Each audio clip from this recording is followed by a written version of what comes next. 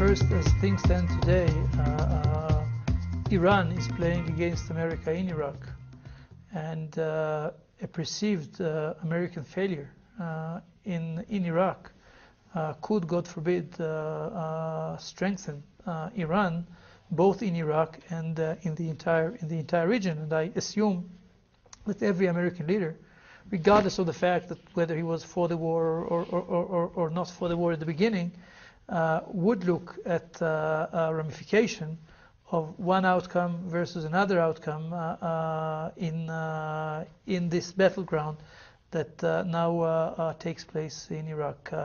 Iran is the most serious threat that the world has faced since World War II. This combination, as I mentioned before, of fanaticism, messianic religiosity, terror, and the danger of a nuclear bomb, if ever allowed to take place, would make the world an entirely different place for our children. Just think about knowing what they do now, what they would do directly when they have a nuclear power, under which circumstances may be extreme but still not impossible. They might even use a nuclear bomb. But even if you leave that aside, the proliferation move that is going to take place if Iran is let to continue could create a situation in 5, 10, 15 years that you have such capacity in 5, 10, 15 places in the world in the hands of regimes, and maybe even not states, non-state organizations like Al-Qaeda or Hezbollah, that would create a situation of a nightmare for our children. So we certainly hope that America will continue to lead the world to defend itself. It would be, in my view, utterly irresponsible for all of us to leave our children with all those genies out of the bottle, with no recipe in heaven or hell to bring these genies back into the bottle. What will they do? What will they do if Al-Qaeda has a nuclear bomb? Hezbollah may have something. Regimes that who knows who will be there in 10, 15 years.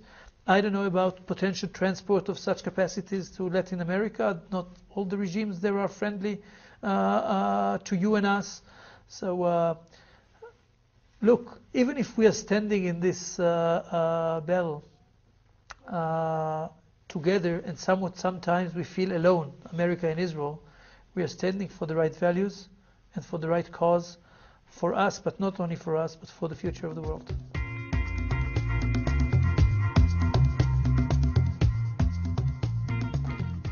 First of all I'm going to tell you is based on assessment, and we should all be humble enough to know that we may not know everything. So what I'm telling you is what we assess, and we assess that the Iranians is not as advanced as they want us to believe they are, but they are more advanced than where we want them to be. And they are on the rush to get there. The estimate now is that they have not yet crossed the threshold of mastering the technology, which is like, if you want, learning to ride the bike. Once they do that, like bike riding, it's in their hands. You'll never be able to take it from them. It's like swimming. You know to swim, then you can change the depth of the water. So if you know to swim 1 meter depth, you'll know to swim any depth. So what they are now trying to achieve, which we believe they have not yet, is crossing this technology mastery. And then, once they do that, it may be a matter of a year or two if they decide to rush. So I think that worst case scenario, and I think that we should act on the assumption that there could be a worst case scenario, we may be talking about something plus minus in the vicinity of 2 years, maybe 2 years plus.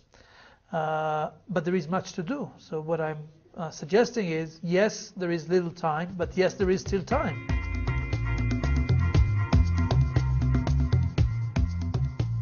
The question is what the world is going to do with this time before we need to consider other options.